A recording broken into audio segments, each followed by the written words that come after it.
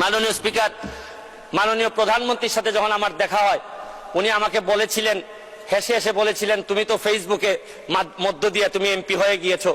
আমি একটা জিনিস পরিষ্কার করতে চাই আজকে মাননীয় স্পিকার, যে আমি ফেসবুককে ব্যবহার করে হয়েছি, কিন্তু একটা জিনিস, বাংলাদেশটাকে যিনি ডিজিটাল বাংলাদেশে রূপান্তরিত করেছেন, আর এইটার প্রোডাক্ট হচ্ছে গিয়ে আপনার ফেসবুক। এই ডিজিটাল বাংলাদেশ এবং স্মার্ট বাংলাদেশ যিনি তৈরি করেছেন, এই বিবেচনা যদি আপনি করেন, কারণ ডিজিটাল বাংলাদেশ না করলে আমি ফেসবুকে 7 মিলিয়ন ফলোয়ার তৈরি করতে পারতাম না। তাহলে এই বিবেচনায় আপনি বলতেই পারেন যে আমি ফেসবুকের এমপি ঠিকই, কিন্তু আমাকে যিনি ফসল হিসাবে তুলেছেন, এটা জননেত্রী শেখ হাসিনা আমাকে ফসল হিসাবে তুলেছেন। মাননীয় স্পিকার, মাননীয় স্পিকার, এই ফেসবুককে ব্যবহার করে আমি অসঙ্গতির কথা বলেছি।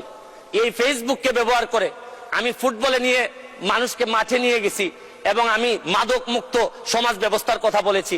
আমি একটা কথা বলতে চাই, আমি ধন্যবাদ জানাই